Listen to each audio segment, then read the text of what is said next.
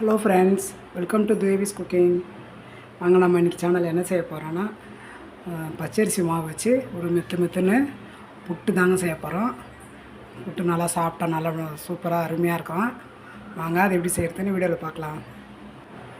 பாருங்கள், பச்சரிசி மாவு வீட்டில் தான் அரைச்சி ரெடி பண்ணது.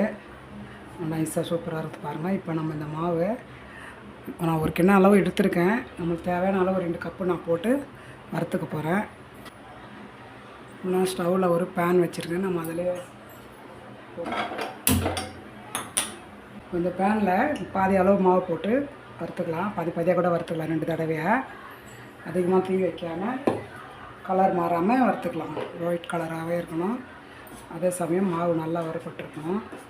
இந்தமாதிரி வறுத்துட்டு செஞ்சோம்னா சூப்பராக வெத்துன்னு இருக்கும், சாஃப்டாக இருக்கும். குழந்தைங்களும் விரும்பி சாப்பிடுவாங்க.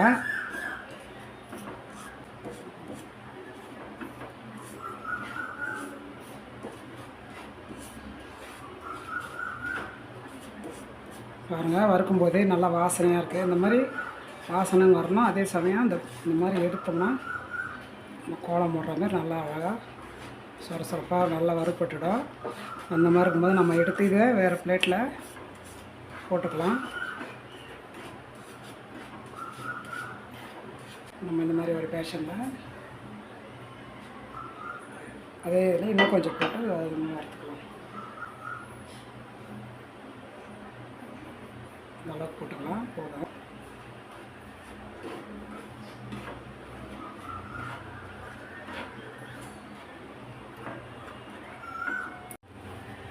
பாருங்கள், மாவு வறுத்தாச்சு. கொஞ்சம் ஆறணும். கை வச்சு பிசைய முடியாது. இதில் நம்ம சால்ட்டு ஒரு 1/2 ஸ்பூன் அளவு 1/4 ஸ்பூன் அளவு போட்டுக்கலாம்.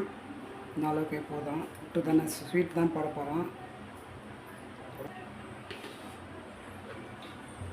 அப்படியே கலந்துட்டு தண்ணி தெளித்து நல்லா கலந்து பிசைஞ்சிக்கலாம்.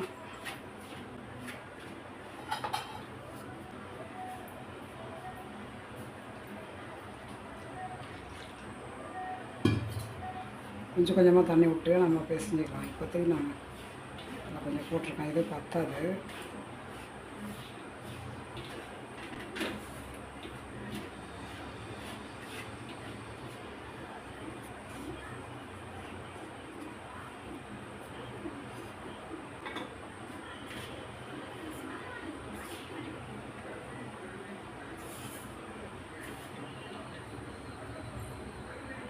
பாருங்கள், கட்டியாக இல்லாமல் நல்லா உதிரியாக உப்பு போட்டு இதுக்கு ஒரு 1/2 டம்ளர் தண்ணி கூட செலவாகாது. கொஞ்சமாக தண்ணி தெளித்து பிசைஞ்சாச்சு.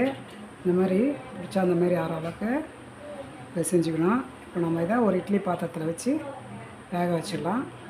அதுக்கு முன்னாடி தேங்காய் ஒரு 1/2 முடி எடுத்து மேல் தோலெல்லாம் சீவிட்டு வச்சுருக்கேன். நான் இதை ஒரு சின்ன ஜாரில் அரைச்சி எடுத்துக்கிறேன். பாருங்கள், தேங்காய் அரைச்சாச்சு. இந்த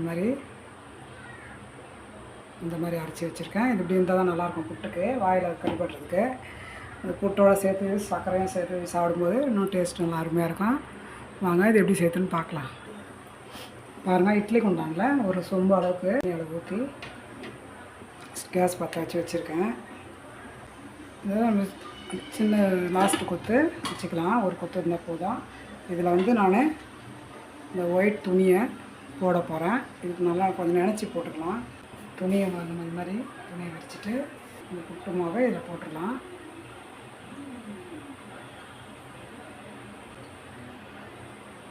அப்படியே இந்த துணியை மூடிட்டு இட்லி கொத்த மூடி வச்சு வேக வச்சிடலாம். ஃபஸ்ட்டெல்லாம் அந்த காலத்தில் இந்த மாதிரி தான். இப்போ தான் கிணத்துல கப்பிலெல்லாம் கூட வச்சு வேக வைக்கிறாங்க. இப்போ இந்த மாதிரி ஆவியில் வேகிறது, அதுவும் துணி போட்டு வேகிறது இன்னும் நல்லது.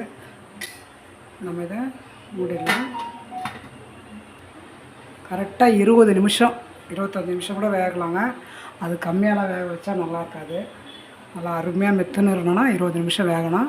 20 நிமிஷம் கழித்து நம்ம இது திறந்து பார்க்கலாம். நல்லா வேகட்டும். ஓப்பன் பண்ணிடலாம்.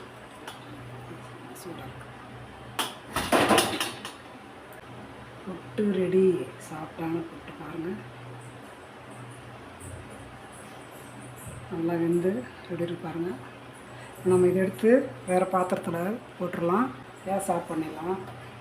நம்ம துணியிலன்றதுனால அப்படி ஈஸியாக எடுத்துக்கலாம். அப்படியே எடுத்து பேஷனில் போட்டுருவேன். பாருங்கள், இந்த பேஷன்லேயே போட்டுட்டேன். இப்போ இதில் வந்து நம்ம ஏலக்காய் பவுட்ரு சின்ன ஸ்பூனில் 1 ஸ்பூன் போடலாம்.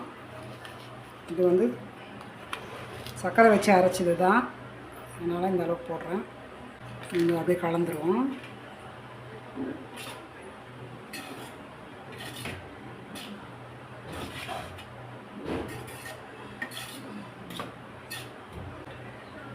நம்ம இதில் தேங்காயும் சர்க்கரையும் போட்டுக்கணும்.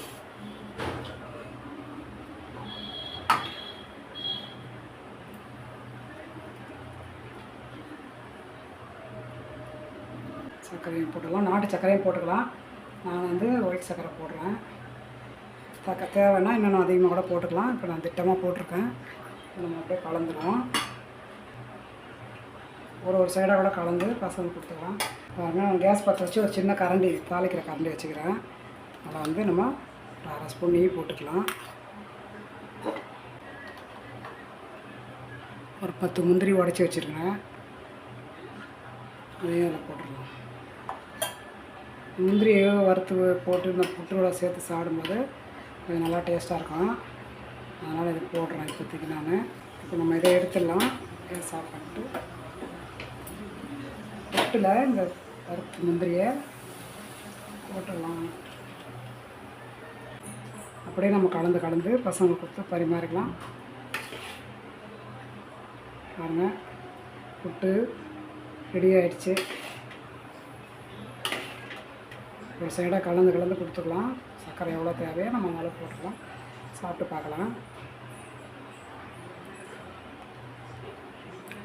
சூப்பர், அருமை. நீங்களும் உங்கள் வீட்டில் இந்த மாதிரி செஞ்சு பாருங்கள். உங்களுக்கு இந்த வீடியோ பிடிச்சிருந்தா லைக் பண்ணுங்கள், ஷேர் பண்ணுங்கள், சப்ஸ்கிரைப் பண்ணுங்கள், ஃப்ரெண்ட்ஸுக்கும் ஷேர் பண்ணுங்கள். நெக்ஸ்ட் வீடியோவில் சந்திப்போம். இது வரைக்கும் பாய்.